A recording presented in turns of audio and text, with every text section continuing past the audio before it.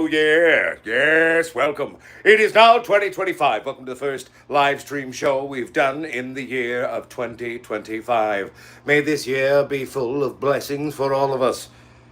And let's grow some crazy weed titties. All right, all right, all right. But the fact of the matter is, welcome. I hope everyone's doing well. All right, I'm just going to slowly I was actually, Patrick's like, oh, wait, one sec. I'll be right back. Hold on. I got to pee. And it's like, yo, I just went pee. That's why I started the show in the washroom. And now I'm coming into the place here. But my friends, my family, welcome back. It is 2025. I'm just making my way over to the couch. And it is so good to see each and every one of you. Well, I'm not seeing you, but you know what I'm saying. Plants down. We've been trimming. We've got a bunch of it trimmed. We've got more trimming to do. Things are going really well in terms of the harvest. I am kind of like shooting little bits over time for making you a video on, the harvest and all that shit. You know what I'm saying? One second, everybody. I'm going to make sure that the chat filter is all messages, not top messages. Everybody's word matters. All right, let's go back to the beginning. All right, what's up, Zach Davis? What's up to you, my friend? What's up, Grandpa Grows too? Good to see you. What's up, Texas Squatch in the hizzy? Good to see you, big sexy. Also, too, I don't know if we formally talked about it on the show, but congratulations on the new bloody job, Texas Squatch, and I hope that's going well for you, baby. All right, what's up, Miss Case Garden? Good to see you. What's up, That One Stuff? What's up, Soul Price? All right, That One Stuff says, I'm snowed in and I can't get out. I'm tired of the white bullshit falling from the sky.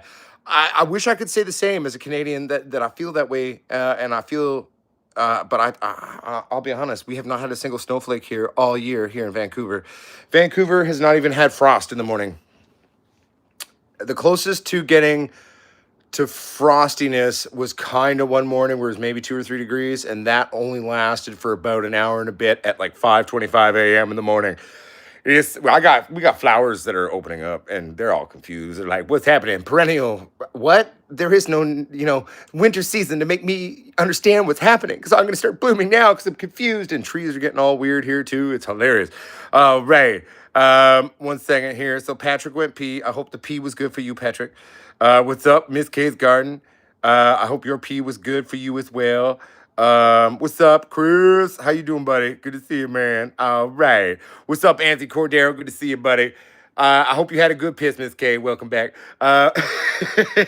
It's like the funny thing is though, it's like a bunch of you were going pee right before the show started, and I literally was also going pee right before the show started. So I was like, look at our bladders still being connected. We haven't had a lot of shows, but we're all still connected. Look at that. So sweet. So beautiful. I also feel much better. I feel you, Miss K.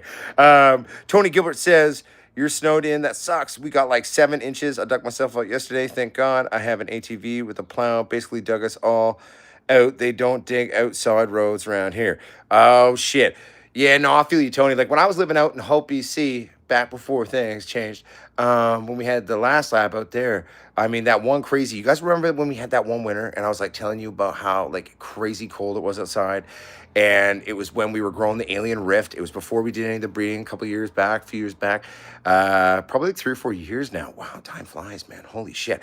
But we were growing the alien rift. And we had that one alien rift girl or two in there. And then it was like that super night where it dropped down to minus 21 or minus 22, minus 23 degrees Celsius outside the grow room, which was in the basement. And we just had some fucking like single pane old school glass. But then I obviously had my big old super plywood fucking that I screwed with like a 50 screws in there because I was anal retentive and just stoned and having fun when I set that up. And, jokes on the X, you had to take all that down to get the house ready for market. How long did it take you to get those screws out? There was a lot of them. Anyway, but remember when we walked into the grow room, that little alien rift, she was like freaking out and she like folded her leaves down around her body like this weird, crazy can and shit. And it was like, I remember walking into that room and I just looked at him like, you bitch, what's your problem? Like, what are you upset about? And then I realized that she was just like being really, really, really sensitive to the cold and that crazy sort of drop that had happened outside of the flower room.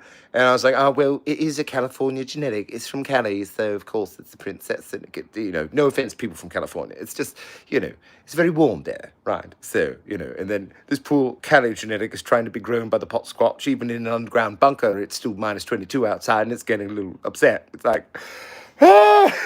It's funny though, because all the other genetics though that we were growing in that room at the same time, a lot of those were from the Gaz, which were a lot of them were Canadian origin story genetics. Then had been there for decades and grown, and then Orange Hindus and all these other weird fun crosses. Remember that?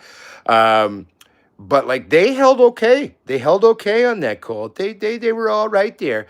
And then, fucking that alien rift though, she got upset. But then, you know what? We just reduced the relative humidity. We increased our hydration and we augmented feed so we can, and then therefore have a sort of a greater ability of resin production. So we made a choice because then the ambient heat from our dehumidifiers, that's going to bring up that relative overnight, which is then going to give us a perfect buffer zone. And it totally ended up correcting the issue.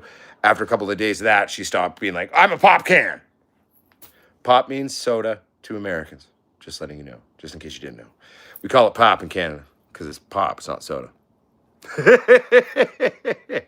All right, here, let's read some of these things, man. All right. Welcome back, Patrick. So Tony Gilbert, yeah, there's a lot of strains that have like considerable cold resistance. There's also a lot of strains that are very, very sensitive. Also, I'll tell you another fun story. And it was with a boy Caden from District Records. He lives out in Mission there, and I think he's been on the show occasionally. There was a couple of times I think we did, or maybe it was on one of his live streams. But I made him try our hash plant, and then the Sasquatch strain in 2 bong bowls back to back and alive, and I broke him, and he ended up having this major anxiety attack. It was hilarious. I only enjoy hurting my close friends. But so Caden, like my little brother. So Caden, this one time we're growing this strain that I mean, I don't know where he got them from. There was a story that was told to me. I can't remember. I have some of them in my collection. It's in my genetic collection as African land race smells like strawberries. And so it's this supposed African landrace strain, which is potentially possible. There's both gas and fruit coming out of African genetics of the land races out there because different mixed pollinators over there, right? And the pollinators dictate genetic development of the cannabis strain in terms of its terpene profile so it can be better suited to deal with the things that are going to help it fuck itself on other plants. Pollinators dictate terpene profiles over genetic evolution in cannabis. It's just a bloody thing. So anyway, it was quite cool, right? So Caden's mom, he rents an apartment at the bottom of the house, but it's his mama house, right? So he like, Mom, where can I grow like weed? She's like, well, I'll give you the shed downstairs. So it's like a partially built-in shed. Like it's built in, but it's not really like super insulated or anything because it's like, it's meant for tools or being like a workshop and shit. So Caden put the plant down there and it was weird. Like we dropped it down to like 12, 14 hours of darkness and it still wouldn't flower. It refused to flower. And then it occurred to me all of a sudden one night, I'm like, wait a minute. If this is even partially an African landrace genetic strain, it's, well, safe to say it's used to warm climates. It's probably being like, what are you white people doing? What the fuck is this shit? I'm not growing you weed until you fucking change this. And then once we realized the temperature issue, we actually wrapped some heating cables around the pot itself, and we brought up some of the ambient temperatures as well. And then boom, magically within a few days, that silly plant started to flower. So yeah, that's the thing. And I mean, I feel like a lot of us out there are like, and that's where I've always kind of resisted growing newer strains coming out all the time because they come from a very limited, select, small gene pool of what's popular, what's hip, what are people back crossing and improperly breeding with and doing all this shit. So like there become these common themes of cannabis that are prevalent and that's what we're all growing. Because like a lot of people are just grabbing beans for people and doing this.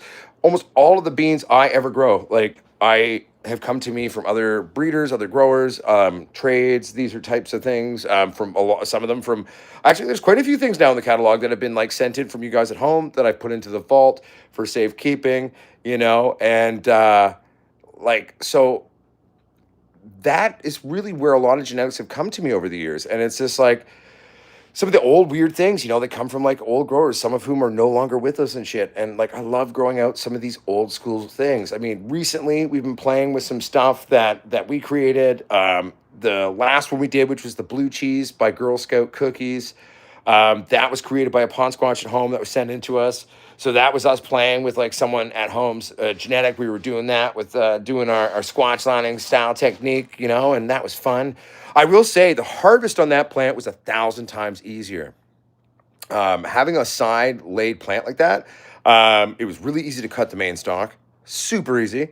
Just grab my little Fisker's handsaw, boom, done. And then I just had to clip basically the rest of the zap straps around the frame and boom, lifted right out, lifted right the fuck out.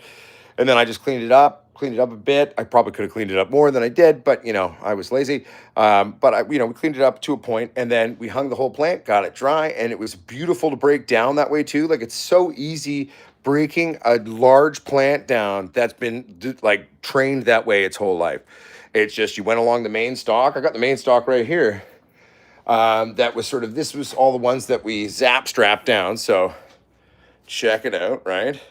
So this would have been the back where the bucket was, and we strapped some of those back, right? And then we came down, and those are all the things that we did there. There was more to the end of this. I just cut it off because I was like, this is exactly like a fun little one. So there's a little bit more to the tip of this, but I trimmed the tip. I trimmed the tip in terms of the stock, because I'm going to keep this stock. I actually think I might carve it or something, and maybe put some like epoxy on it or something and just keep it for like a fun memory. You know what I'm saying? You can see the lines. So that was one of the first zap straps. Actually, it was the very first zap strap, I think. Or maybe there was one here that we did, and then we moved it up to here. Maybe like one on this side and then moved it up. But like, that's kind of fun. And you can see though too, where it was done later in life, you know, there's less things, but the plant just worked around it. I just think it's really fun. It's really fun. 1 second here. I got to read some people's messages. Anyone who's new here, by the way, feel free to always participate, speak in the live, tell people to tell each other. It's okay. We're allowed to have conversations. Everyone is allowed to participate.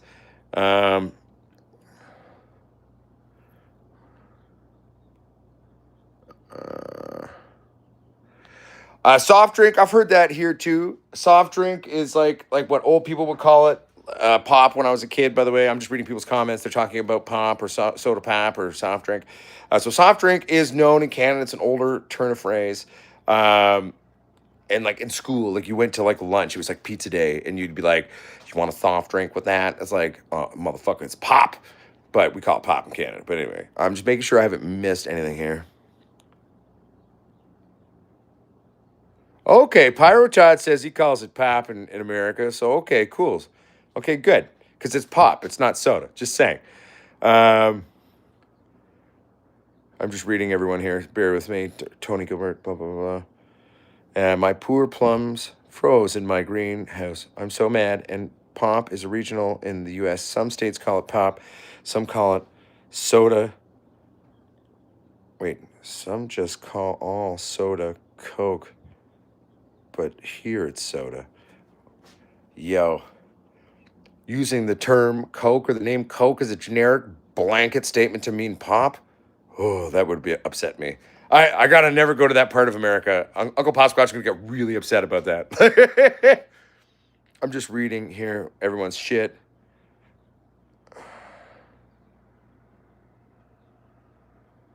So Price, I'm not going to talk about your personal business like publicly, even though you're doing it in the chat, but I'm aware of what's happening there, and just know that I am praying for fast meal delivery and that it all will work out, my friend. I'm just reading everybody. Bear with me, I'm catching up.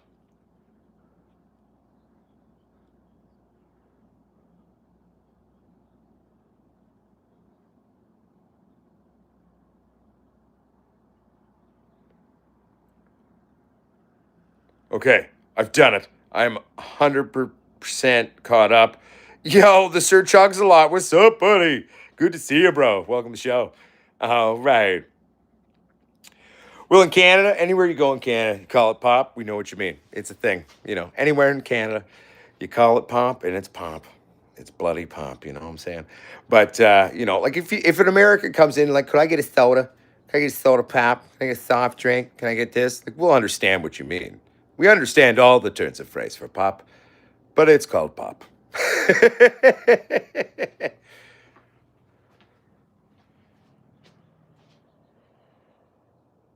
Mudswat says, Mudswat, what are you talking about in terms of profit margins and all that?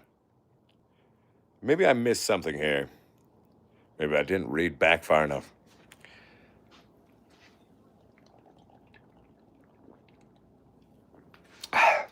So plans for the new year. Well, right now we've got some K-Town Kush by Cheese by Alien Riff going.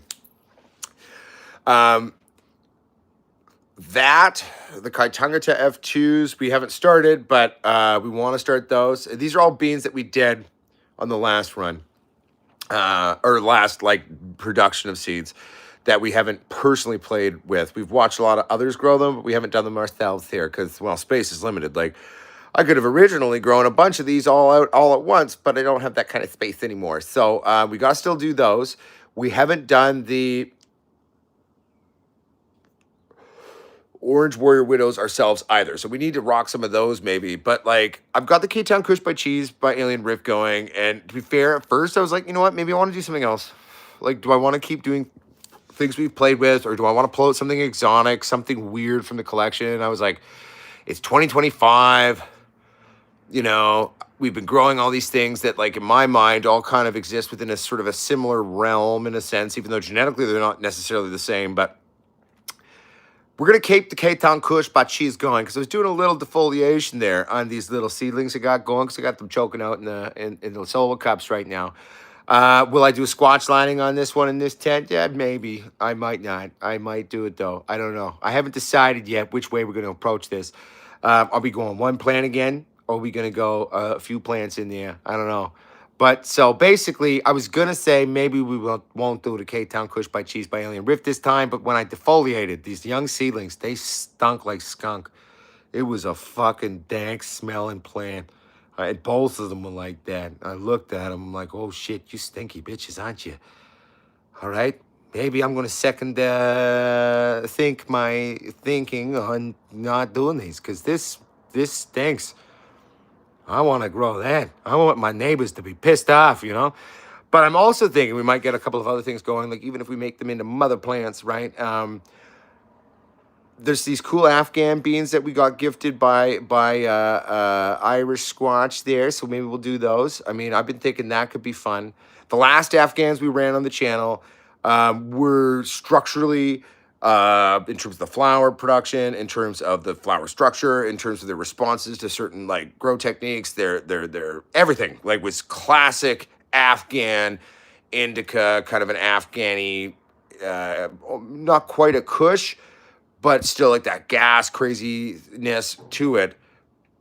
But the gas wasn't there. That was the thing. It kind of came after curing slightly, but it was just such a letdown. It was like everything was perfect about it for like an Afghan indica strain. This is a number of years ago. This would have been in the first lab at the first house that Dottie and I bought in Remember, and it was that one I trained out and trained down and had the big, beautiful buds to it. It was short, it was squat. I grew it in like a 2-gallon or a 3-gallon pot, I think. And we like trained it out hardcore, all those plants that run that were on the table. Remember the table plants? If anyone remembers that. Oh, Travo, do I like being bald? You know, I'm okay with it. You know, do I miss my hair sometimes? Yeah. You know, I had sexy hair. I looked good with hair. I had some like I had like a widow's peak even. I had some sexy hair.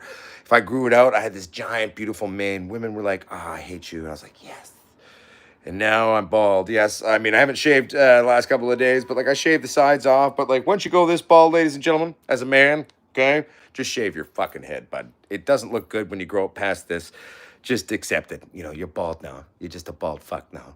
That's okay. But at least my head doesn't look too wonky, you know? Like, I mean, that's pretty good. So I'm all right with that, you know? So I don't mind being bald. I'm okay with being bald. Do I miss my hair sometimes? Yes. It was beautiful. But life changes. Things happen. Sometimes you're just a bald motherfucker now. But to be fair, I like being bald working in the grows.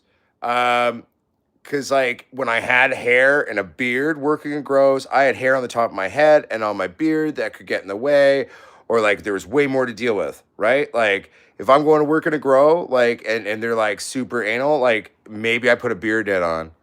but like I don't have to worry about head hair anymore, which is really nice. I will say the great thing about being bald too is like I'm a hot-blooded dude. It's very easy for me to overheat. So when I'm working in grows, the fact that I can dissipate heat through my head more quickly now with no hair on the top of it, that's fucking awesome too. So it allows me to cool down quicker, which is nice. Because again, like I can wear shorts in minus 25 Celsius, but I do react to heat. So like there's been some grows, some friends grows that I've been working on or some grows that brought me in to consult on, and I was doing work over the years, and I had hair back then and it was warm. I overheated so badly in these environments, and it was not my favorite thing. But so yeah, there's positives and negatives. Positives and negatives. What do we grow here? Marijuana. But someone asked me how I feel AFK growing, about how I feel about being bald now. And to be fair, I related it to working in grows and body hair and temperature variations. I'm just a bald fuck now. Back in the day, I had hair. But we grow weed, man. We've been talking about weed. And I'll say it's much easier to be a bald man working in a grow than having a shitload of hair on the top of your head. I'll say that. That's been a positive of going bald. Less shit to worry about when I go work in my grows. Reminiscing. Oh, sometimes we reminisce. Right now, yeah. I mean, it's the new year. We've got some baby plants going. I just brought a plant down. We don't have the large grow space that we used to. Divorce is a bitch. But, we're working on getting a new place and doing that. So we're just doing small things here now. We got some new baby plants going for the new year. We're talking about different genetics we might play with, too. Some maybe pulling out some weird, fun, old weird shit, Just having fun. But, this is the first live stream of the new year. Everybody, we're just having a good time and reminiscing, talking about future things. What's everybody else growing at home? Anyone got anything fun or interesting? Cheers to you, Grown Up Grows. Good to see you, bud. Welcome to the show. Yeah, no, I feel you, Sir Chugs Lot. In one sense, I felt sad when Bruce Willis retired from acting because one, he is getting older, but two, he has his, is it a form of dementia? Like he's got neurological degenerative diseases happening hard, and they've been going on for quite some time for him. I was sad about it because I was like, man, I always wanted to do a movie where I was like your much taller, much larger son. But, that ain't gonna happen. But, at least there's another bald honky who can act and do fun things. I will replace you, Bruce Willis, or at least do my best to fill your shoes in action movies maybe one day. We will see what happens. First, I got to make a crazy fucked up movie down in Costa Rica. That's what we're doing next. And then, then the bill's open to anybody. One second here. I got read people's shit here. Hair there, everywhere, but here. That's true, Zeb Zeppelin. That's literally like, I am so hairy everywhere except like here. You see, I'm not balding. It's just migrating to the rest of my body, baby. I tell you. Anthony Cordera, Super Lemon Haze. Classic. Never was a fan, though. Don't like Super Lemon Haze. Respect the strain. It's a very long-running strain. All hazes are notoriously almost impossible to finish properly within the time window before things start to degrade, and very long windows. And again, not a huge sack guy. Never been a haze guy. I know there's a lot of guys like strain hunters. Yeah, and what's his face from strain hunters, and he's always like, haze is the best marijuana on the planet. He's this Dutch dude who loves hazes, and it's like, yeah, that's cool, man, but no, it's not. I'm not a haze guy, personally. One second here. I got to still read here. Eulepsis says, hey, bro, this is my first time tuning in. I had a question. I started using cannabis not that long ago. Cool. And I wanted to know if there was a way to rehydrate cannabis. Well, one, yes, it's a weird, silly. We made a weird, silly video a few years ago. It was like the last video I made before my life fell apart and I got arrested wrongfully and bullshit happened with my ex. And yes, there is basic simplicity. So, but I'm not going to even talk about that video that we made. If you want to look it up, look up Potsquatch Growers and Rehydrating Your Cannabis. I'm going to tell you though, basically everybody, what we got to remember is, okay, so terpenes, okay, when they're gone, they're gone. They're basically solvents. So when we over dry the wrong way or it's too old and those terpenes have left us, we're never going to bring the smell back. That's not possible. We can add augmented terpenes and things that aren't natural to the plant that we're working with. Fuck that. That's cheating. That's gross. Don't do it. If you did that to cannabis, I would refuse to smoke it if I found out. I'm not going to smoke that. Okay. So, but it's very easy to bring up the relative humidity or general moisture content of our flower. It's not hard. If it's been dried properly, without getting a bunch of mold or this or that or bud rot on it, okay, you can easily introduce small amounts of localized moisture into a jar, into a bag. You can do it to a tub. You can pretty much do it whatever you want. I like to do it in glass. It's non-reactive, and I'm a princess, right? You know. But at the end of the day, you can fucking do it anyway. Fuck, you could even grab a spritz bottle, the clean spritz bottle with water in it, and give a couple spritzes into your fucking bag, your jar, and just fucking let it go. It'll be fine. Trust me. Everyone gets so scared when I do that. I was even scared the first time. I was talking to Canoplates and James Wade there of canoplates.ca, and because I use his equipment on my rigs for making rosin, and we're buddies. We like to chat sometimes, and I call him once in a blue moon. And I was talking about like this new, video I released a year ago. It's like, oh, this one stupid video has been blowing up, and like I never really, I made it because I thought it was fun. It was funny, like stupid little video. Like I didn't think anyone would actually watch this, but it turns out it's like a hot topic, and so we were talking about different ways of doing it. And he was like, bro, like I'll just spray some water in it with a spritz bottle. I'm like, fuck, really? Okay, you know what? Fuck it, James. I'll try that tonight on something. And I did, and it works. I mean, I still prefer the paper towel method. It's a little safer, just in general. Because, like, you just fucking spritzing straight up water on your weed in a jar. And I still struggle with the concept of it. But every time I've executed it, it worked. There was no issues. So, yeah.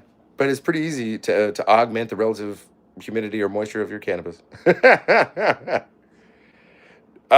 Sir Chugs lot, they would have struggled because I'm a lot taller than Bruce Willis. Bruce Willis and most action actors are quite short. I'm not that tall. I'm 6'1", but I'm a lot taller than most of the action heroes you grew up with. Me and Danny Trejo, Machete, man's a fucking hobbit. Elijah Wood taller than his ass, and that's saying something. So sadly, I don't think I could be his stunt double. They'd be like, oh, Bruce Willis got mad. Every time we see the back of Bruce Willis's head, he looks very large and very strong and angry.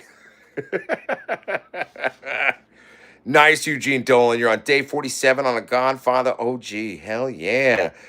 Dean Stevens says, I only have Chocolate in the tent right now. Hey, though, man, I've had some tasty chocolopes over the years. You know what I'm saying? Daleski OGCS says, I just did a breeding run, 2,000 seeds. Fuck yeah. What did you make, Daleski? Miss Case Garden says, I started a few autos for my next run, going to flip the Galactic Citrus Shiva and X to flower tomorrow. Hell yeah, girl. Tony Gilbert says, Purple Haze all in my brain. Classic, dude. If it's a true Purple Haze, it's a rare genetic as well. The Sir Chugs-a-Lot says, I smoked the sap for the anxiety hit.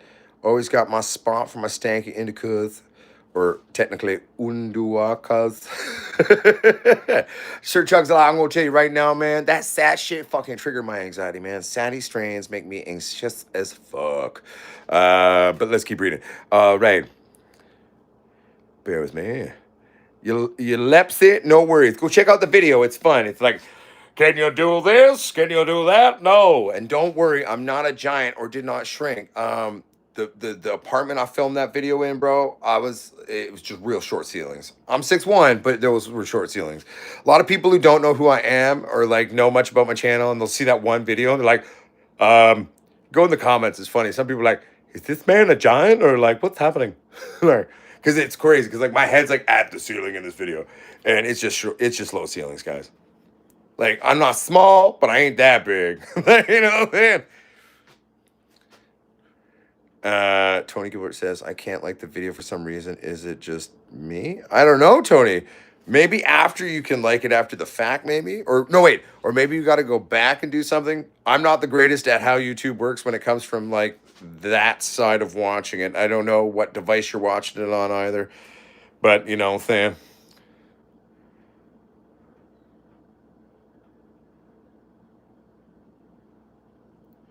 Anybody know where to get a stone for a chillum? Mine broke the other day. Well, I mean, like, is it just like a mounting kind of base stone that goes inside your chillum that you're gonna like put things on? Is that what you're looking to replace in your thing? Because really, I mean, you can get any stone, you could shape it, depending on what type of stone you're gonna go with or you should do. But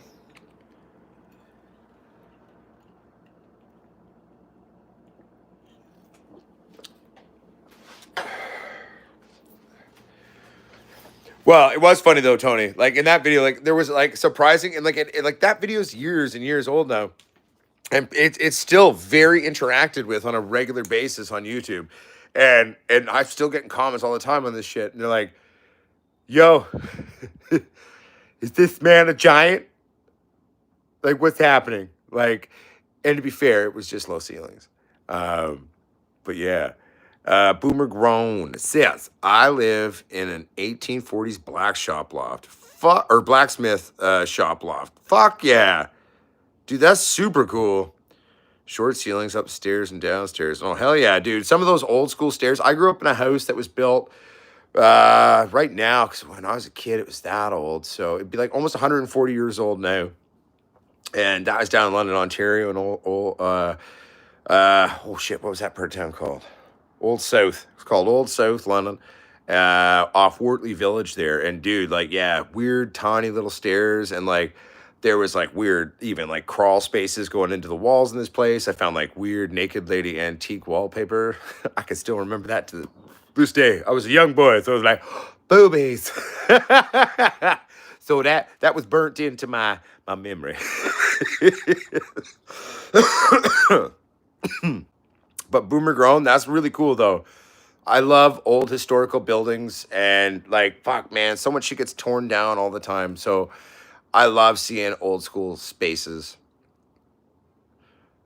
Sadly, everything I'm like looking at, like I'll never afford anything old school in this part of the country I'm in. I gotta buy something brand new built, and it's not even a real house on land. It'll be a float home that I spent over $500,000 on. But at least we'll have more room to grow the wheat titties.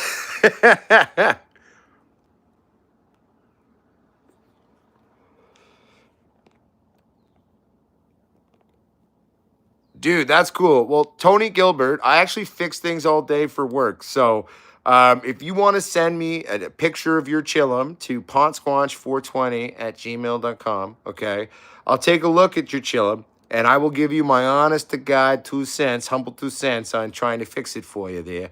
A big part of my job these days is I get paid to fix anything and everything. So I float around to a lot of different buildings. I'm the mobile maintenance man, so I go to all the buildings. I get around, if you know what I'm saying. But I fix weird shit all the time. So I'd be happy to give you my humble 2 cents on fixing that little chillum up there. But and to be fair, this will be the first time someone's like, I need consultation on fixing my chillum. Well, one, I've never been requested to do that, but I know chillums and I'm very much a wee titty person for like almost 3 decades now. So, all right, let's get in on this. Thank you, Soul Price, for typing the email, by the way, man. I love it, and I appreciate it. Thank you, buddy. That's the email I was saying. That's at Tony Gilbert. No, but, it's exciting, going into 2025, we're going to do some cool, weird things. I'm working on the house, trying to organize things a bit better, get a better plan. I'm feeling, energy's feeling good. Work's going good, things are overall going really well. How long did it take Potsquatch to fully reset? Well, about 3 or so years. Well, better late than never, they say. But I'm feeling good going into this. I feel like old me, work's going really well. Personal life is going well. Getting excited about different weird ideas. And I got to augment my ideas, what I'm going to do for grows or this or that, because I got very little space. So I'm like, what can we do with no room? I mean, on the last grow, that's where the fun idea is like, I'm going to put a double squatch in a 2x4 and say, fuck it. I mean, the great thing is, since we have our dual fixtures for the double squatch on leads that come off the driver, we were one of the first to ever do that. Everybody else at the time when we released our lights were putting their damn drivers on the damn light, which is just dumb. That's increasing heat both in your grow, in your driver, and in your fixture, degrading everything at a much faster rate. All parts are now degrading more fastly. That's not good English, but you know what the fuck I'm saying. And so therefore, we kept the driver outside of the tent, obviously, but we still crammed a double squatch at a 2x4, which was, well, frankly, little, we were pushing it. But I like doing that. I'm like, rules tell me I shouldn't do something or try to do it or do this. I'm going to try to do it. And I'm going to say, haha, technically, it was technically more work. Technically, it was this, but haha, I made it work. So don't tell me what I can do. There we go. Let's see here.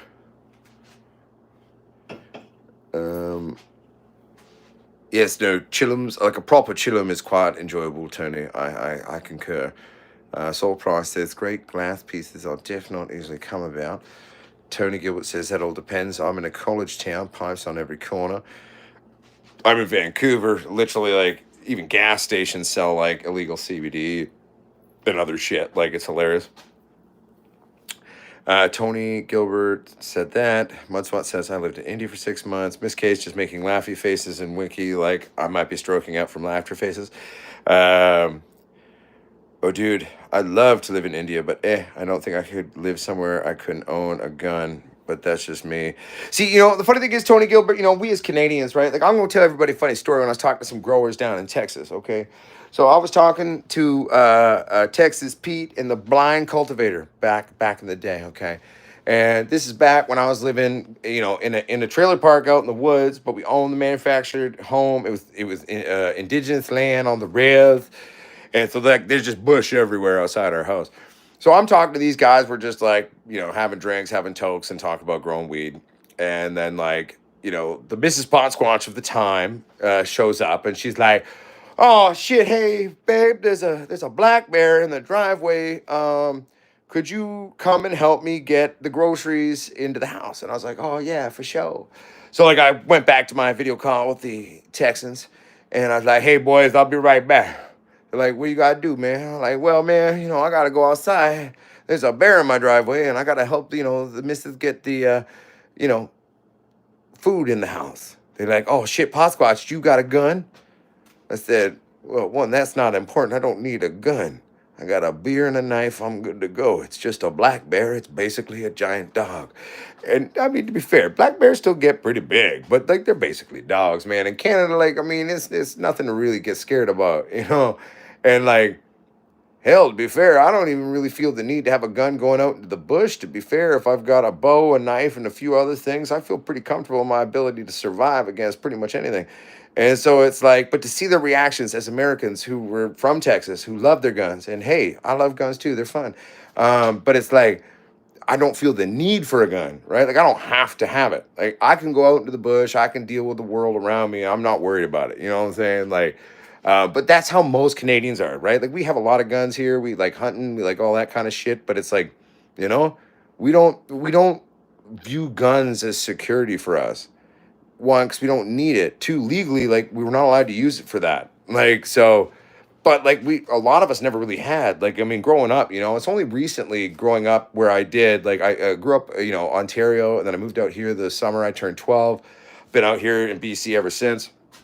Like when I was growing up as a kid, there was, yeah, people would stab people sometimes, or there'd be machete attacks or this or that shit. But there was never really like a bunch of gun violence ever in Canada. It's only recently that a bunch of weird gun shit's happening. And at the risk of sounding horrible, like 95% of the time, they weren't born in Canada. Just saying. And all the guns that are happening in crime here, they aren't Canadian guns. They come from America. Like, that's the reality of gun violence in Canada these days. Indo-Canadian gangs and shit like that. Like, fuck, there was an assassination at the golf club I worked at a few years ago. Like, in broad daylight in the fucking parking lot. This is up at UBC in, like, a really conservative, chill, not dangerous neighborhood. It was just like, it's like, you go up to Point Grey, kind of UBC, like at that cusp area. It's a very safe feeling neighborhood. But then, boom, all of a sudden, gun violence is happening a lot. You know what I'm saying? Okay, I'm just going to read here.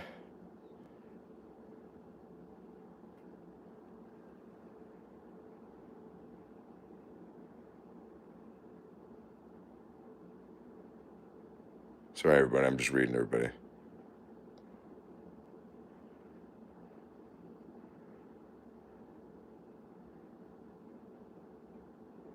Okay, I think I've caught up on everybody's messages. Bear with me.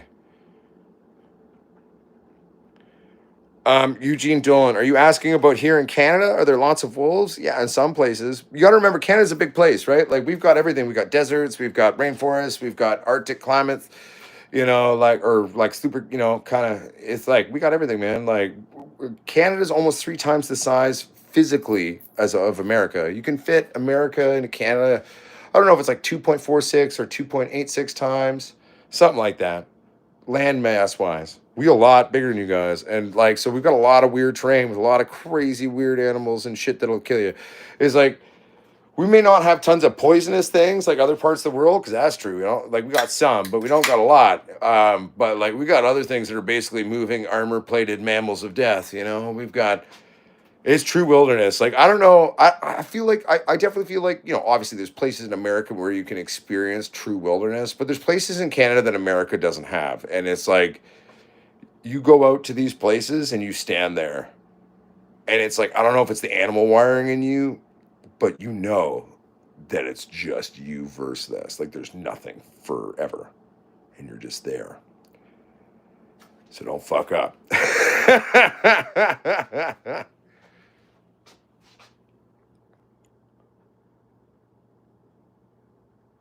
Hell yeah, to growing goat. All right, sounds like a good time, buddy.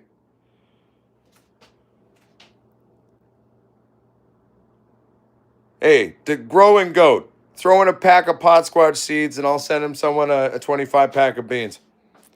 You can do that for part of your giveaway tonight too on your show.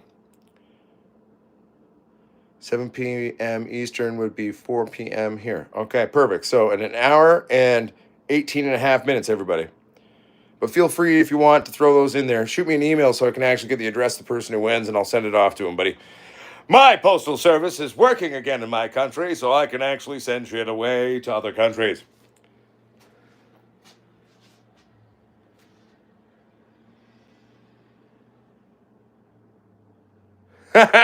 Okay, so everybody and Americans who are watching, this will be funny. Let's talk about that one.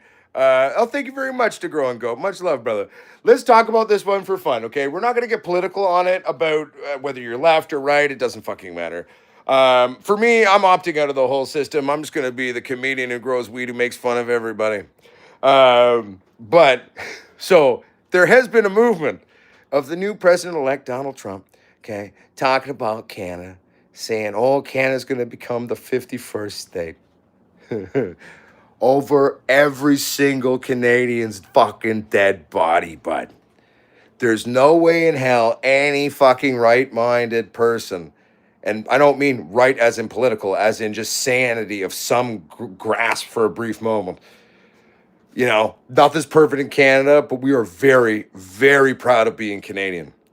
We are Canadians. We are your cousins. We have no desire to sign up for the shit show that is your country. Yes, we get taxed to death. Everything costs more here. But we've got a pretty good quality of life here in Canada. We've got a pretty fair system compared to America. And we've got a place where people can actually be people. And there's a lot of stuff that for us as Canadians, like we wouldn't sign up to with how it works.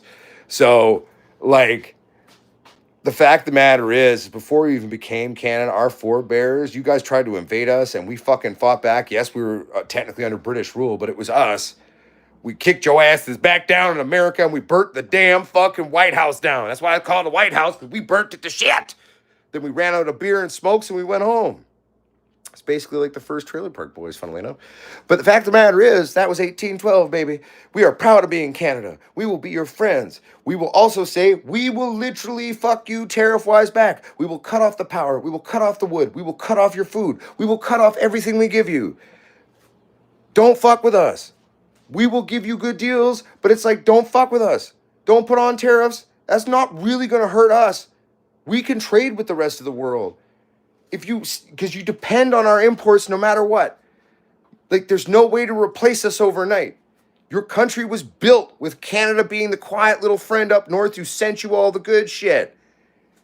And we were happy with that relationship. We did not start this shit. But you fuck around, find out. We got the rest of the world to trade with, bud. And we will be way harder back. We are stubborn little assholes. We're the guys you tried to invade in 1812, and eventually we formed a country. But at the time, we were more of a drinking posse, technically under British rule. But you tried to come invade our country. It took us a hot minute to realize, oh shit, this is real. They're not joking. Then we fucked you up and burnt your White House down. I'm not saying we could do that now, but we'd try. We may be small, but we're fucking crazy. You can only be this nice as a people unless you're pretty comfortable in yourselves to fuck around. At the end of the day, we don't want to fuck around with America. We got to deal with Russia. We got to deal with China. We got to deal with fucking North Korea. We got to deal with all these other cocksuckers in the world being a bunch of cocksuckers. Why the fuck we fucking with each other right now, bud? We need each other more than ever. But we will not take it lying down. We fucking will not. And to little Trump there, bud, there's no way fucking in hell.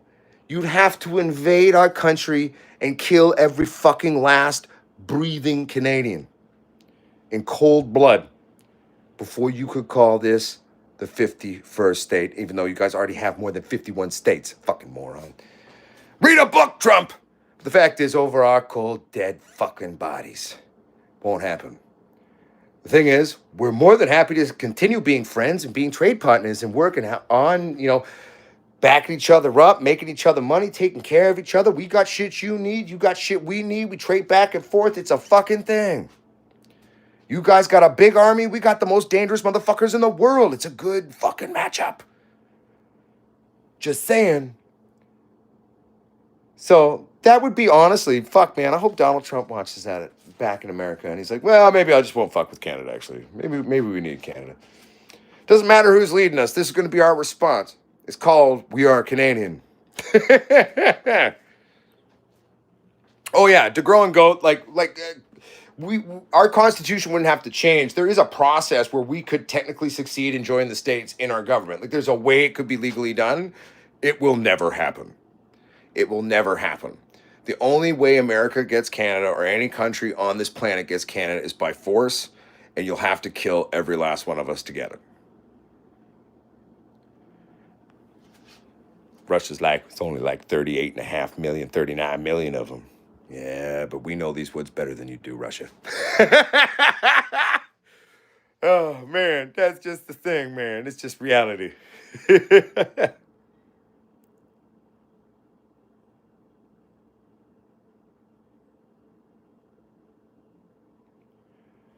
No, Muskoka James, it's gotten real. So Trump's reiterated it more forcefully publicly in the last 24 to 48 hours at Canada. We took it as a joke originally.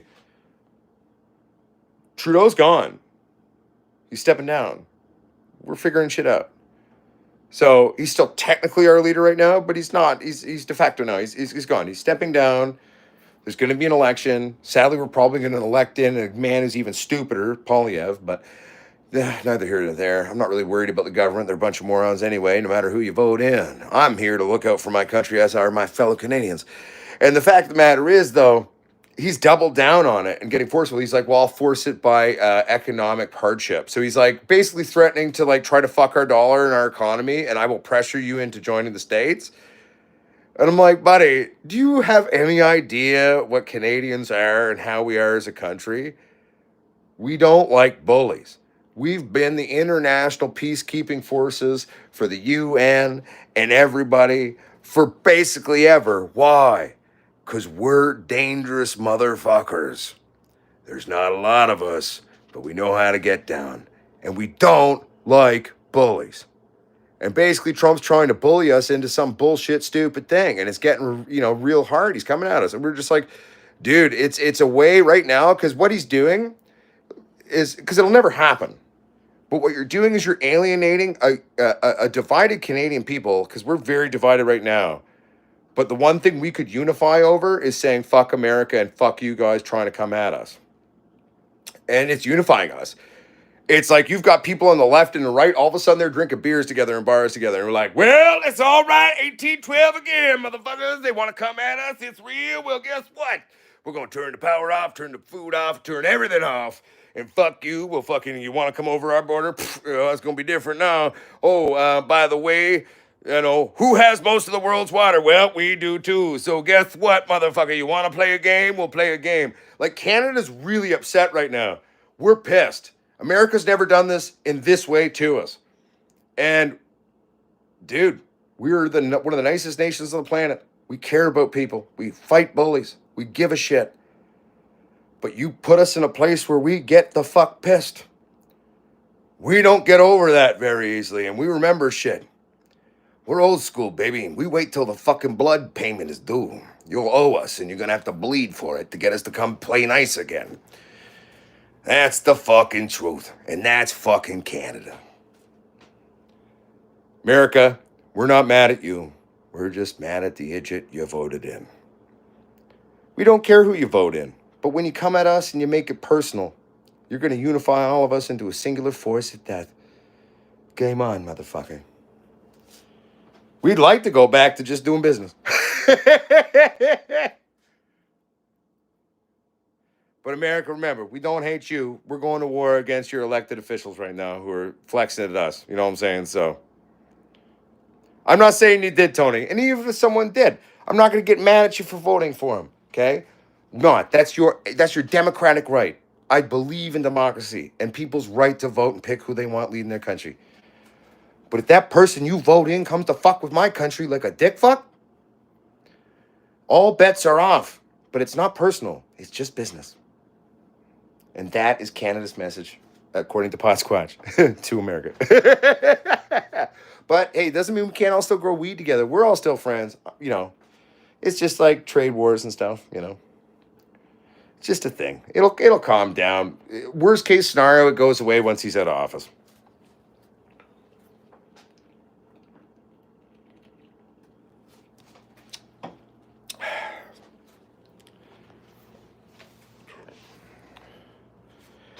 I mean, Rob, personally, I would not disagree with you in terms of my own political, personal ideology and views on the whole thing. I'm going to fully agree with you on that. But as the Potsquatch Growers Army is an all-inclusive space, I try to steer away from letting too many of my own personal biases or thoughts or opinions or emotions on it into it. That's where I can speak about this Trump thing without really an issue, because it's not me speaking personally. It's not even about politics. It's about my country standing up for itself. So I feel safe talking about this fun. Like, oh shit, they're coming with their army of mutated beavers. Oh shit, fuck. I knew they had something going up in those woods.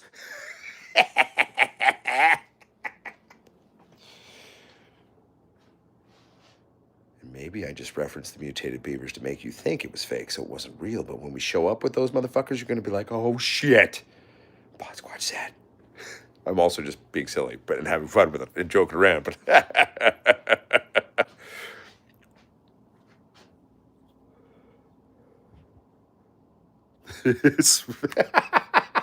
Swamp Eyes again. I'm not even going to bring that one up, but I am going to laugh at it, buddy. I think that was one of those ones when that came out. Well, okay, I'll talk about it. It doesn't matter whether you were left or right in Canada. You know, we kind of like put our fists down at each other for a second when Trump came out. They're eating the cats and the dogs. And I think the left and right Canada just both like, you know, we made peace for a moment. We're like, oh man, he fucking moron just said they're eating the cats and the dogs. Then we looked it up. We're like, oh, they're blowing a context thing out. And she was actually a white woman from the States tweaking on meth. Huh, that's funny. So we had like a brief moment of solidarity in Canada over that one. We were all just kind of like, oh my God. Really? Really? They're eating the cats and the dogs, are they? Oh, okay then. Well, he is pretty tight with North Korea, so you never know.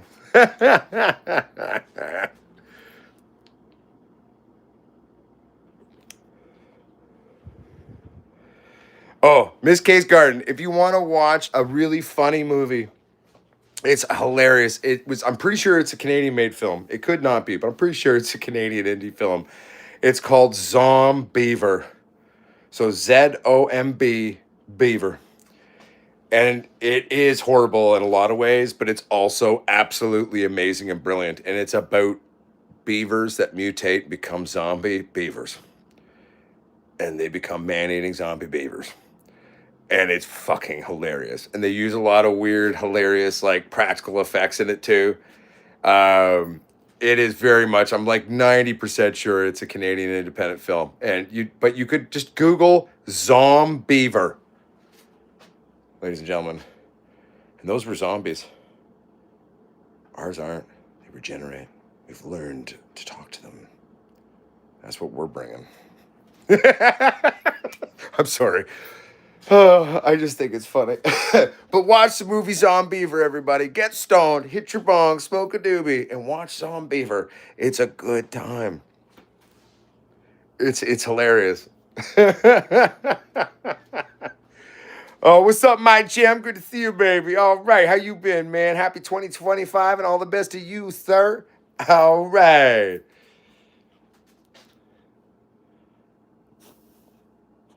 Dude, Tony Gilbert, right? It is so bad that it's actually almost brilliant. It's one of those perfect gems of horrible beauty that it's actually perfect. It's a brilliant movie.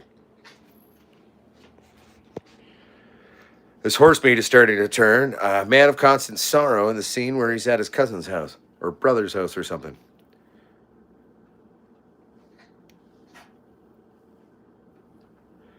Dude, you can eat geese. Geese are edible. They're greasy, but they taste pretty good.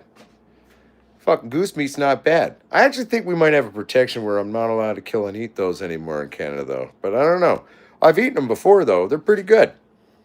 Greasy. You gotta know how to do it, but it's tasty, though. Good, healthy fat for you.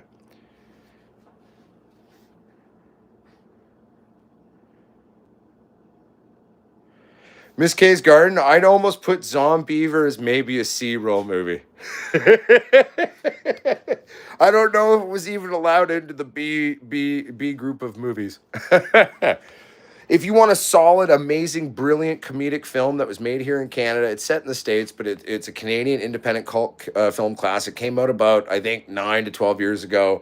It was shot here in British Columbia, very close to where I live, actually. It's called Tucker and Dale versus Evil. It is fucking brilliant. Check it out. Another great. And so that is like a B-roll that should have been like mainstream because it's just brilliant. And the whimsicality, the performances by all the actors, the sheer stupid situational comedy that it naturally invokes. It is a brilliant. Smoke some weed and watch Tucker and Dale versus Evil.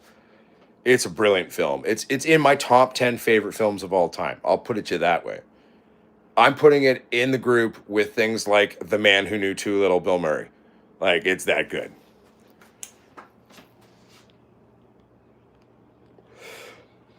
Oh yeah, no, I'm in BC, Rob. I live in British Columbia, Canada. I'm in Van City, my brother. I'm living in Van City, Rob. I tell you.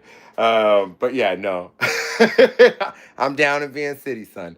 I was originally born in Ontario. I'm half Newfoundland there for fucking East Coast blood, old school bloodline. But I moved out here the summer I turned 12, and I became a BC boy, and that's where I learned to grow marijuana, and I slowly evolved and became the mutated man that stands before you now, that is now known around the world as the Potsquatch.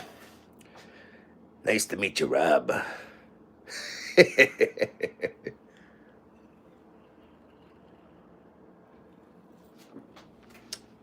The Man Who Knew Too Little was an absolutely brilliant film. Anyone who hasn't seen it needs to see it. It's a little older. Without spoilers, I'll give you the breakdown. It's a Bill Murray film. Huge fan of Bill Murray. Bill Murray plays this guy when he was a little young guy, had dreams to be an actor, ended up working at a Blockbuster in Des Moines, Iowa. Okay.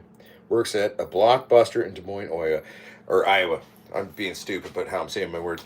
But, so, long story short, his brother works over in the UK. Boom, bam, bing. And he works for the American consulate or some shit. And he's got some, important deal with the Germans. They're coming to dinner. So he sends a bunch of money to his brother because he's quite rich and his brother's poor. And his brother's like, well, I'm going to buy a ticket. I'm going to go visit my brother for my birthday. So he shows up basically at Buddy's. What's up, Visible Farms? Good to see you, Pilgore. Much love, baby. Shows up at his brother's house. And they're like, fuck, we got the Germans coming tonight for dinner. We got the Germans coming. Like, what are we going to do? He's like, well, he did always want to be an actor. We could put him in this, entertainment. Oh, he couldn't do that. He's got stage fright now. Like, well, it's a pity. It lasts for 3.5, 4 hours. So long story short, he goes on this thing. But instead of getting into this murder mystery theater, this live action theater interplay, he inadvertently gets mixed up in an international incident involving the Russians, the UK, and they're trying to bring the Cold War back for new budgets in their departments within their governments. And then they keep going like, who's this American super spy? Oh my God. And it's really just Bill Murray, who doesn't know any better. He thinks it's all set up, it's all staged. So then he's being brave for the first time in his life and he's having fun and just being crazy moron. But in actuality, he is a man who works at Blockbuster in Des Moines, Iowa, playing or pretending to be a super spy. And he thinks it's all part of the show. And it's one of the most brilliant comedic films of all time. Check it out. It's worth watching, my friends.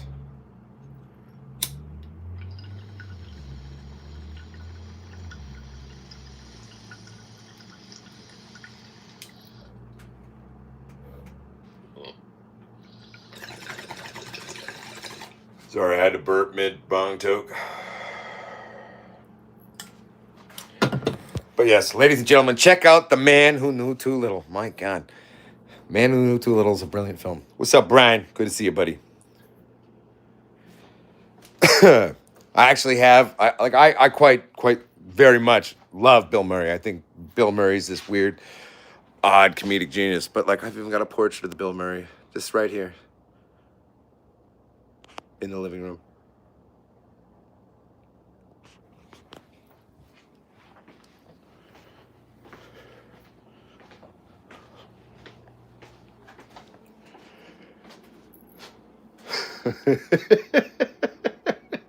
Sorry, I just hit the bong and I'm kind of stoned in my brain and I'm thinking to myself about how people are like, hey, like Potsquatch kid, like, yo, you're a Canadian pot person. Can you tell us what you think about Trump saying, you know, Canada's the next state or this or that? And that's just so funny to me because, like, yeah, dude, it's like, yo, it's like the one thing Canada can agree on right now. We're all like, yeah, fuck that. Fuck our beef. Everyone would unify in Canada and we'd be like sitting on the border waiting. We'd be like, all right, come at me, bud. Fuck that. Breaking news. The people of Canada have actually gotten along on something. It's been a while, and here they go.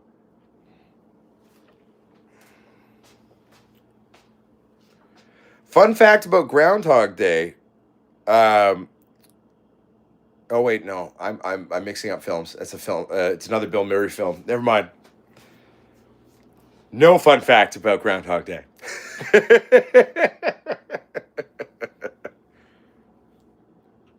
Dude, St. Vincent is a very good film. I agree.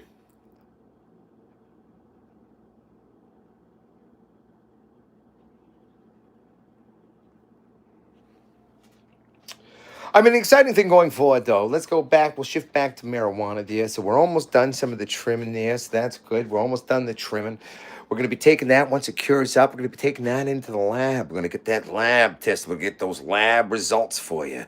And I'm just curious to see kind of like what this genetic was like. I mean, you know, we definitely wrote her, I think, to a good level of maturation, I think. So I'm curious to see what the cannabinoid breakdowns will be. What is our CBV content going to be? The mother cannabinoid, right? So if you harvest super early, there's a lot of CBV, which is like a stem cell. It's like an undifferentiated cannabinoid, right? That becomes other ones as it evolves. And so it's like, I don't know. We'll see. I mean, I want to see the levels, though. I'm very curious to see the levels on this shit.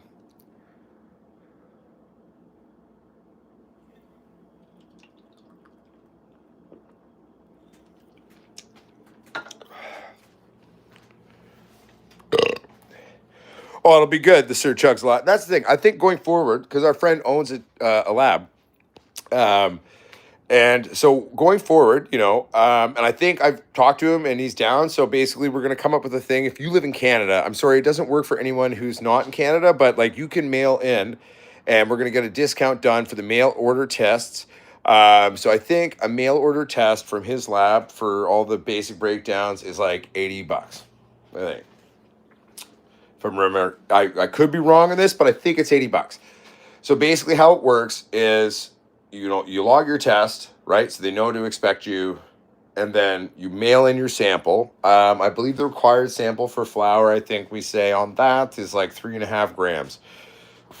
You send it in, and we'll give you a full breakdown of all the cannabinoids, terpenes, and all that shit. You know what I'm saying? So I basically said to Dave, I was like, look, man, you test my weed for free so I can shoot it for my show, and then we'll talk about your company. But you got to give people a deal, and then we'll advertise you. And he's like, dude, that'd be great. And I was like, oh, yeah, Dave's here, man. So, for Canadian growers, I mean, that's the thing to remember. I think it's 3.5 grams. But technically speaking, I think we could probably do it with less. The 3.5 represents enough to actually do all the proper tests and breakdowns on shit. That's what they go with. There is a margin of error. Like, it's not usually all used, to be fair, but I think 3.5 grams is what, and this is for flour, for example. Like, this is the flour test for testing flour.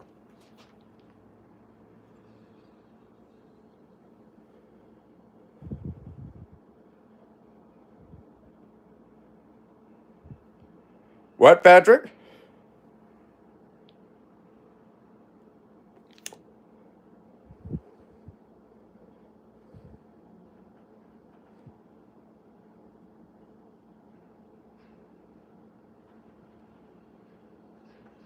Sorry, I'm just reading to make sure I haven't missed anything. Oh, the Sir Chugslot says, so I bought a 3D printer. Fun. I've been even thinking about doing it just because, I work as, a technician fixing all sorts of things all day. And, I've got old equipment or certain things at my different buildings and stuff. And, it's hard to find certain, physical parts or something for that. So, I've toyed with the idea of ordering a 3D printer that I could use to, build my own little bits and bobs for machinery. Because that would make my life so much easier. Because you can't find a lot of older shit. And you got to salvage parts, and then you got to break shit down to do it. And it's a pain in the ass. So anyway, how did the bong turn out, though? Yeah, I would use a glass bowl, too. Just throw her in there. It's kind of like, I don't know what they make the 3D printing plastic shit, the spool that goes into it that it uses to then create its things, right? I hope it's non-leaching to heat. I mean, check into that. Make sure it's non-leaching to heat and it's safe to be using for that. Now, mind you, there's not tons of, as long as you got a big enough stamina blocks between your bowl and there's not too much heat that's going through, probably should be fine technically. But things break down over time too, don't they? So, safety, right? Safety is key when thinking about these things, I think. But I think that's dope, man. Dude, email me a picture of your 3D printed bong. I'd love to see it. That sounds dope. Little Chewy Stewie, what's up, dude? When are we gonna chat and catch up, bro? Little Chewy Stewie, it's been a hot minute, bud.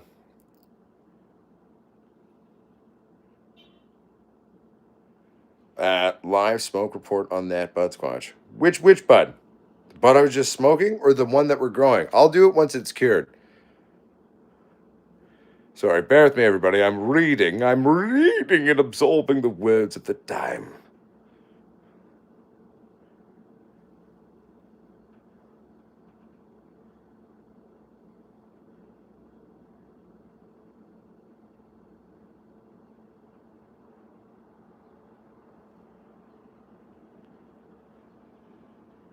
Okay, good. So you used a high heat resistance product. That's awesome.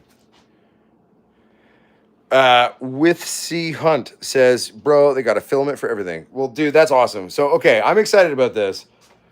Now, okay, here's my question. So, one, I don't know. I understand computers and I can use computers. I grew up with computers. I used to be pretty good at computers, but shit's different now.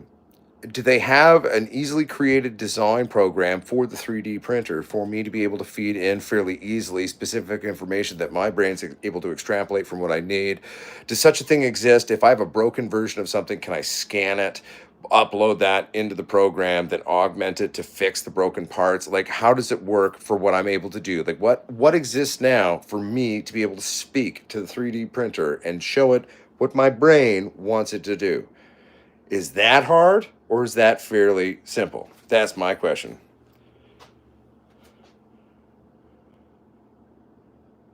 I mean, I'm sure there is, Sir Chuck's Lot. I mean, like, I'm jumping over a very complex process, I'm assuming, in a generalization. But I'm hitting all the points that I need that to be there for me to be able to do it. All right. Well, then, all right. Potsquatch is going to start fucking around with a 3D printer once he buys one, then maybe. We'll see what happens.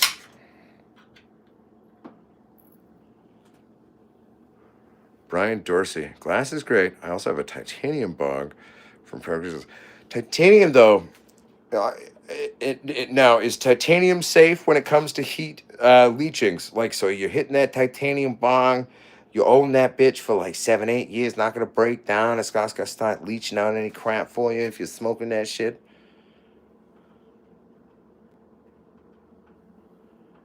All right, Sir Chuck's Lot. I dig it. Can you send me an email with that, though, too? Because, again, I only see these chats, like, when I'm in the show, and I don't have a pen and a paper. If you could send me an email with the name of that, that would be helpful. Put in the subject line, Potsquatch, in capitals. 3D printer. Talked in show. And I'm like, ooh, it's the thing.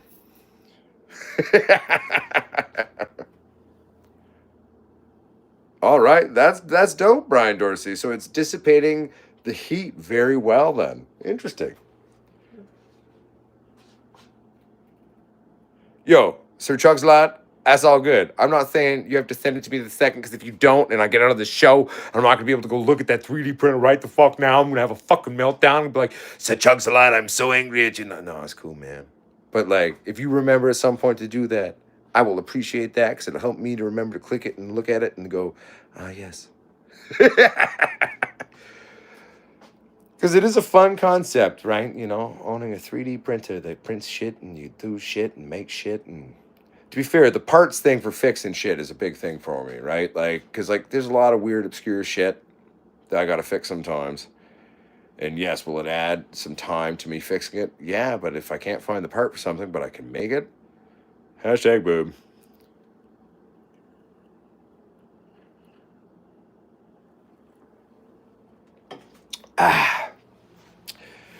But 3D printing aside, I'm very stoked to make a show very soon, a video. So remember 3, 4, maybe 5, maybe 5 weeks ago or 6, maybe 2 months ago, time blends together working an adult job, and it's like I'm working for the man. But not actually like the government or anything. But basically, oh shit, I totally read a message and my brain went, shit, I can do this. What was I saying?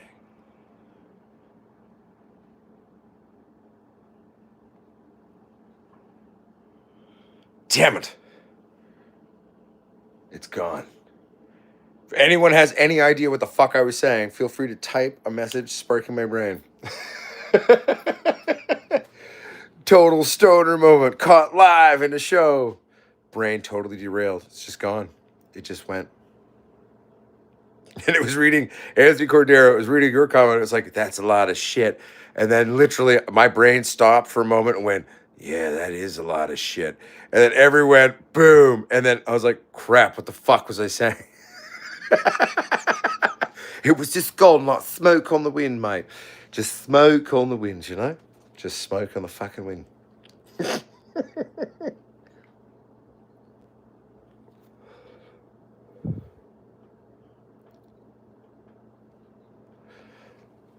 Wait a minute. Was it 3D printing, fixing shit? No. No, I almost had it. I think I almost went back there. It was like, it was a growing thing. Something related to growing and talking about something in a plan or an idea of something fun to do. Boom, it's back. Yes. All right. So, boom, it's all back. So, the video from like 2 months-ish, let's say, ago. And I came up with this idea, and I talked about it on some live stream shows. Like, I never made the video, but I've talked about it publicly where some of you may have seen it. And it was like a really cheap way, and a fun, easy, cheap way to create some great side lighting for your tent Okay, we're gonna make like 4 bars. We're gonna strap in like that. It's gonna be run because there's these new wonderful tube fluorescent. Okay, one's made by Samsung, one's made by Philips. I think the Philips uses the Samsung diodes. They're basically very similar. That's why I order them interchangeably, depending on availability, because I use them at work.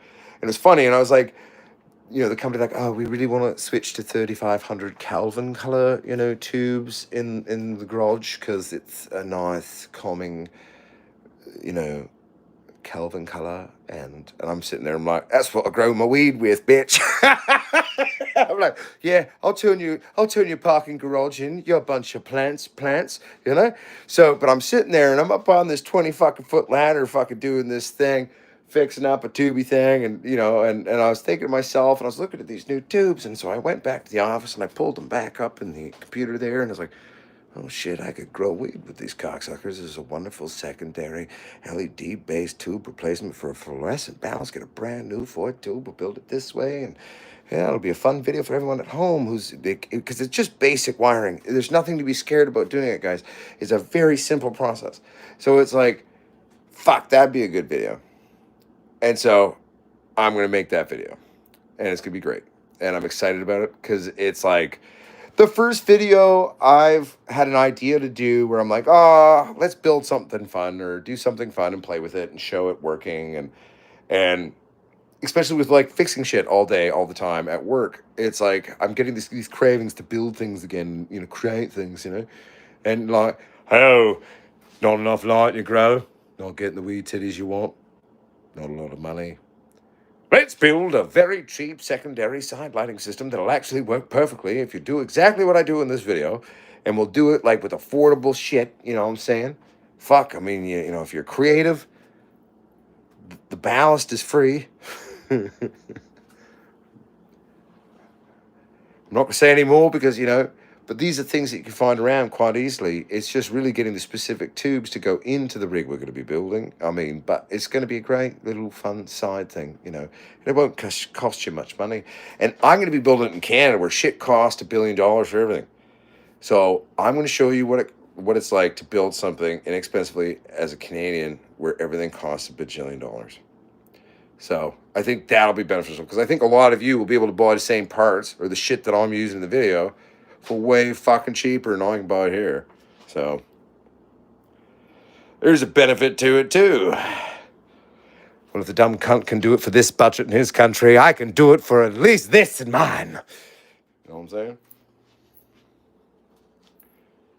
Oh, the potato battery is going to actually happen. That one's just like a big one. And I need I'm not to my joy of creativity to truly pull off the giant potato cell battery. That one may wait till I buy my next house, to be honest. But I'm working hard to get into that float house there, Miss K. But no, the potato cell battery one is going to be awesome. I have done rudimentary experiments in terms of locking out oxygen, in terms of ballistics gels and keeping the wiring and all that intact. So far, it seems to be sound enough and holding. So, it's possible. But I'm going to wait till I have more space because it's going to need to be pretty big. After initial tests on voltage, Miss K, we're going to tell you the potato cell battery idea. We're going to fucking do it, but it's going to take a lot of potatoes.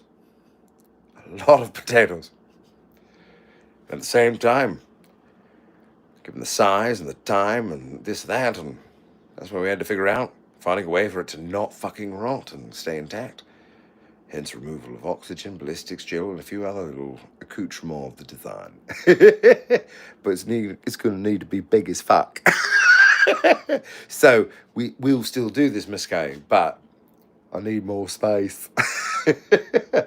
Like actually though. But we will do it one day. It'll be the most wonderful, stupid thing anyone's ever seen on YouTube. Yeah, it'll be a good time. 1 second here. I got to read here.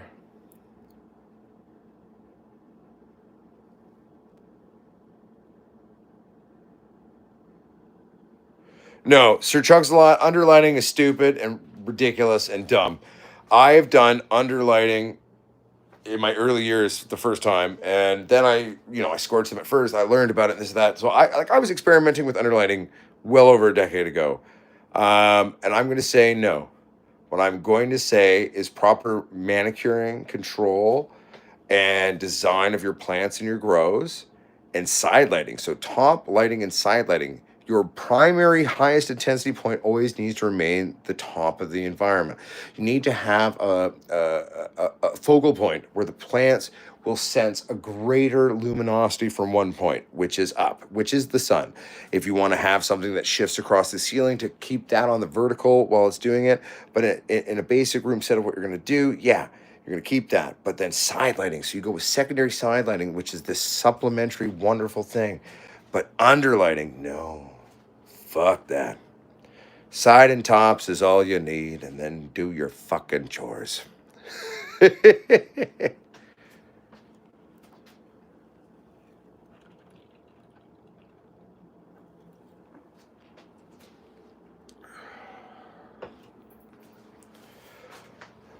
Well, exactly, mud swat. So the plant itself, where it has a place or a branch or a segment or a whole part of itself, if it's not getting appropriate light, especially in an indoor enclosed grow environment, it's going to self cannibalize and break down that section of itself. It's going to basically like slowly rot and amputate that one part of itself off and desiccate it. That is a natural process within the plant. Um, the real name of the game though is if we're wanting to run like what I would call kind of more of a perfect run, and a perfect run doesn't mean you don't have problems, but it's like you've got it dialed in, you're doing things exactly, all your chores exactly one way, you're keeping this, you're doing that, you're doing that. There's a huge amount of like manicuring and control over the penetration of all those parts of your plants, because you never really want that to do that. If we're really being an anal retentive asshole, we're producing quads, we're going hard, like we are hand manicuring that shit, we are watching it, we're controlling it from day one in a large scale, in a large environment, or micro environments multiplied to do the same amount of work. But you're doing the hands-on work, so that desiccation, that like self-cannibalization never happens. We make the decisions for the plant, we understand what it's going to react to, so we open it up and we leave the parts of it that we know are going to work. Like that's the concept and then like the approach to it. It is a lot of work to do it that way, but that's what you do if you want to grow the best weed in your environment. You're doing it because like I'm never going to tell you how to produce a huge bulk crop. Like that's not what I'm known for. Like I do large rooms. I used to run huge things. We were producing a shitload of weight, but it's not like these giant like super facilities now that they do. That's a different type of farming, but like that's not real cannabis. Like true cannabis is a boutique, high-end, crafted true cannabis that's produced affordably, so like regular people can afford it too.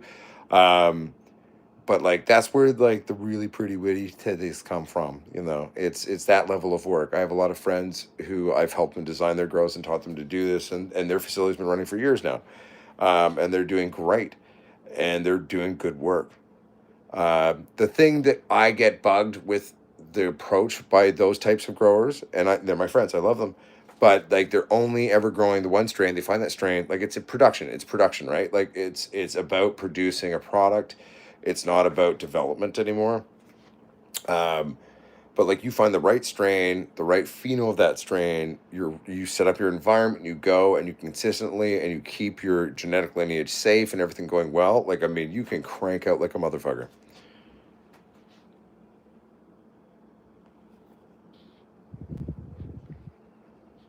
Hell yeah, which tis or with sea hunt. With with this. Sorry, I'm not quite sure how to say your names are.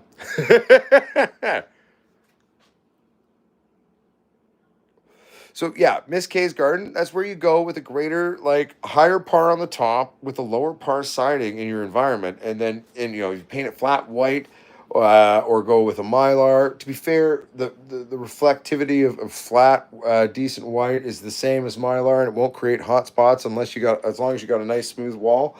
Um, top part on the top and a bit of sod, and then it just lights that up hardcore. I mean, I think what I ran into when I cranked up the system the last run, where we didn't have side lighting on all four walls, we had them on three out of four, and then with the greater par on top, was like everything junglified. They exploded. It was good. Everything went well. But I think I could have been even better on my manicuring, even better on my control and building on that one, you know? Um, but yeah.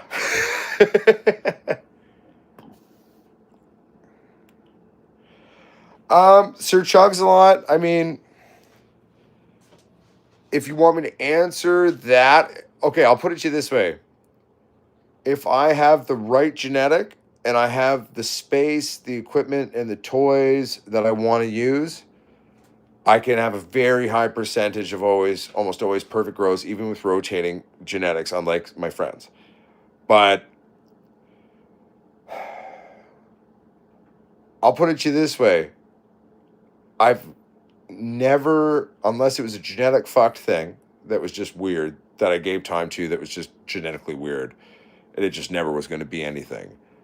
I've never not done a grow after my first 10 as a kid that I didn't find some positive attributes to what the flower was and the product was and the genetic was. I do find myself missing growing some of my favorite genetics to grow back in the day that I know how they perform, having a space, having the right toys, being able to play with everything. I do miss that. I do. But at the same time, I think part of what we could do in the beginning of 2025 with costs going up around the world, everybody loving weed more and more and being more broke, is showing people how with more basic shit or basic things and affordable things and affordable ways to grow to at least get their start to start producing some consistent small consistency of medicine is maybe actually what my journey or story is meant to be as a pot YouTuber going into the new year to start the year, I think. And I think that makes, I've talked about it for the last, hell, at least half or most of 2024 of like making these kind of fun grow videos about like very little money and doing it this way and like working with real parts and not being scared to just fuck around, find out, do it. You know what I mean? Like for people, right? As like a safe how-to guide and just show them how to do it. So I think that in a weird way is probably what we're going to start. I do hope to one day get back to a place though where I have a place to kind of crank that out. So percentage wise, long winded, yes, I'm still remembering your question, Sir Chugs a lot. If I'm in my environment with genetics I like to play with anything and everything I wanted to do, fucking pretty much every fucking grow is perfect. Unless I have an extraneous thing like somehow a bug infestation happened, which if you were an anal retentive asshole doesn't, and you don't let people in your grow, you just live in it by yourself. It's a private artwork of place, and you know, you don't bring anything that in because like hops laden viroid is fucking huge now all over North America, so you got to be careful on that shit. That can come in and fucking nuke everything. You got to clean her down, break her down. It's a fucking dick. And then you still may not get rid of it. It's like, you know, basic plant aids, if that makes sense for the weed titty plant. But yeah, to be honest, like, okay, yeah, no, I'm that confident with everything. Like if I'm doing what I do and you want me to produce crazy crank and this, that, dude, every time. If I got my shit. But I want to experiment. I don't have a lot of room to do breeding projects crazy right now or anything, but I could play with weed. I could do weird things. I can do creative things and things to show people at home. Well, this is the apartment we started the channel in, and now we're gonna fuck around and guess what? The closet we started the show in, we use it as a closet now, and an entertainment center. There's a TV in it too. That I lost the remote for under the bed. It's a king size bed. I gotta lift that cocksucker in a room where it's basically the whole bed, and it's gonna be interesting. But we haven't used that TV in a while. But that space that it all started in, we are now experimenting in, you know, the washroom and the 2x4 tent for now. But I'm eliminating crap, coming up with better design and movement inside the house. I'm going to try to find some more localized, creative little builds and areas that we can do kind of some little micro grows maybe even too. I think that'd be fun, doing a weird, stupid, you know, stealth micro grow. Because one, power consumption on that, fuck all. Once you get it set, it's such a tiny plant. So it's like, it's complex work, but it's such a tiny plant. So it's not a big deal. And like, it's just like, it'll be like a fun art project. We could do one of those. I think that'd be fun too. Like when I was younger, I remember the first time I read about the concept of a space bucket as a young person. Anyone remember that when that first started being a thing out and about and people talked about space buckets? And it's basically, essentially, usually like a 5 gallon bucket, and you've made this super micro grow. Was the first, basic build I ever remember seeing built on one of these. But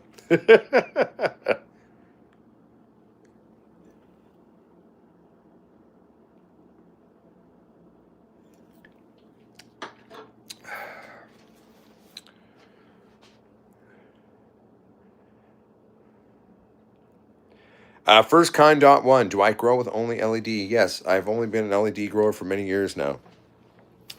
For my personal grows, not the ones I was running, I switched to LED before the tech was there, even back in the day.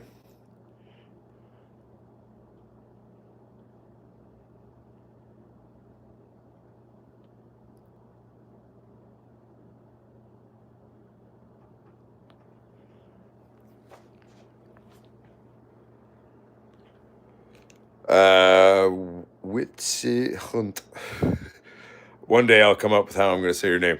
I got a bag of grunts from a grow me and found seeds. 4 to 5 germinated, planting them now. Hell yeah. So, one, that's awesome. Were they dark or were they light colored seeds? That's at Witsi Hunt.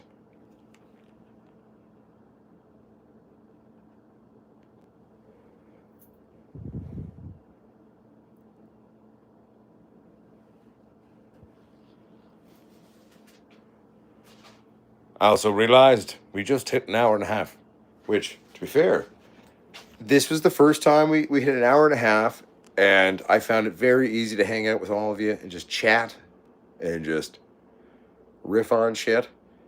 I've realized I've got a timeline on this because I've got other commitments for the evening. I'm a busy idiot now. It sucks, Old Potsquatch, I just got to sit around and, grow weed all day, make content, talk to everybody, build those things, and only focus on that. But now I've got all these other things. I guess it's what they call being an adult. But, my friends, my family, everyone, welcome back. Welcome to this new 2025 year. And guess what? Well, quite frankly, I think the whole world's going to be a little topsy-turvy this year. I think right now, going into it, we're all quite divided. I think shit's about to get so fucked up, it'll be like when America says it's going to try to take over Canada, and all the Canadians like, yeah, fuck the beef, what's up? What'd you say? What'd you say, mate? Like, all of Canada right now walks up to the border, we're just like, what? Oi. Oi. Really? Know what I'm saying? Just play nice. Let people be people. Let their own countries be their own countries. Don't be a dick fuck. That is the Potsquatch way. You always stand up to a bully. But I think it's going to be a good year. Also, I think everyone, we're going to see some good, grows out there. We're going to see some new developments maybe on technology that gets released, new upgrades to certain toys and variables we can play with our indoor grow environments. So that's fun. I mean, every year we're furthering our genetic genome understanding of cannabinoid and terpene profile interactions of the cannabinoid endocrine system of the body.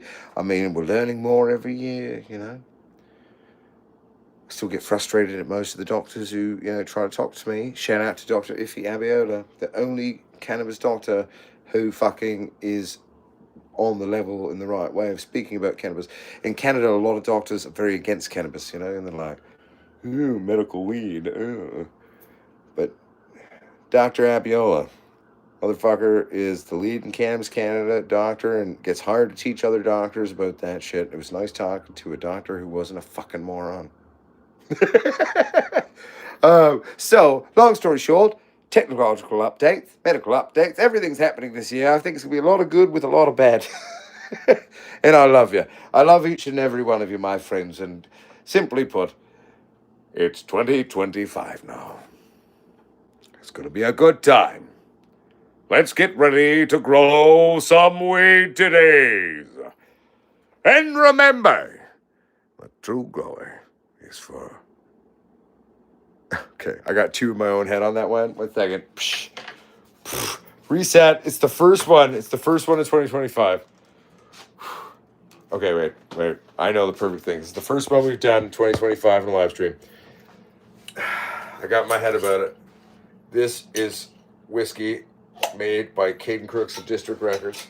Gifted it to me 9 months ago. It's finally just tasting all right. That's my work phone. It's my day off. 1 second.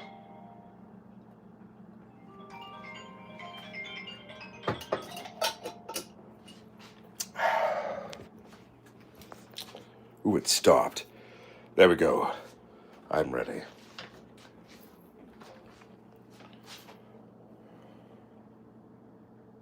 And my Potsquatches. Yes, it's 2025. We're older now. More creative now. We're gonna have to be, at least. World's about to get weird, world's about to get strange, but guess what? The true grower will always remain the forever student. The true grower is not afraid to take risks. The true grower is not afraid to make educated, stupid decisions. My friends, people always say, don't fuck around and find out. Well, when it comes to fucking with psychopaths or mean people, maybe don't do that. But when it comes to your grows, when it comes to your science, when it comes to your passion and art, fuck around and find out. What's the point?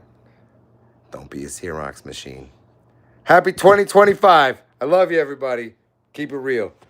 Uncle Potsquatch the fuck out. Oh, that's how I ended. Oops, sorry.